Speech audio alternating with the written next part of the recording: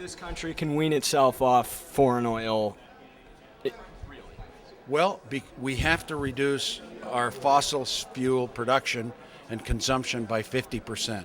And we have to have a fundamental shift that involves renewable energy, solar, wind, biomass. We have to go to 50 miles per gallon vehicles. We've got to have biofuels, biodiesel, 100 mile per gallon plug-in hybrids. And we have to reduce greenhouse gas emissions by 90% by the year 2040. The planet is being polluted, and America can't afford to just be dependent on oil, on coal, and nuclear. And it's got to be presidential leadership. It's not going to be acts of Congress. It's got to be also the American people saying to everyone that we have to sacrifice a little bit. We got to be more energy efficient.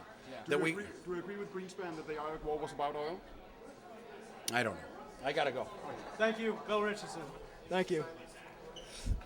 Most ineffective handshake ever. I'm the only candidate with a plan to end the war. And Senator Obama and Clinton, they basically are going to continue this war and keep troops behind, maybe even at the end of their first term or second term if they're elected. You can't get out of Iraq and have a political settlement without taking our troops out. And that's a fundamental difference. And I have the best and quickest plan to end the war.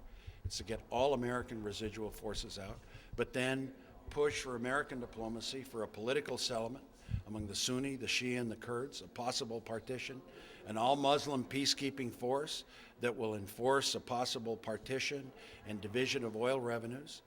And what we're doing today in Iraq is a tragic mistake. There is no military solution. There's only a political solution.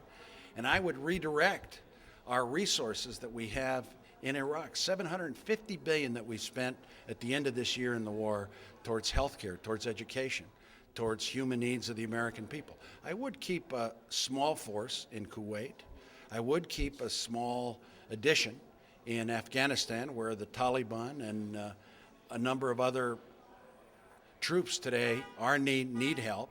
And then finally, I will redirect American foreign policy towards the true threats to this country. One, threats of international terrorism. Two, nuclear proliferation, a loose nuclear weapon in the hands of a terrorist. Three, reducing greenhouse gas emissions and becoming energy independent. And four, protecting our homeland, protecting our own people, our ports, our airports, attacks against the American people with an anthrax attacks. We need to redirect our priorities, and the Iraq War is bleeding us blind towards what really concerns America. How is your plan for Iraq different from Mrs.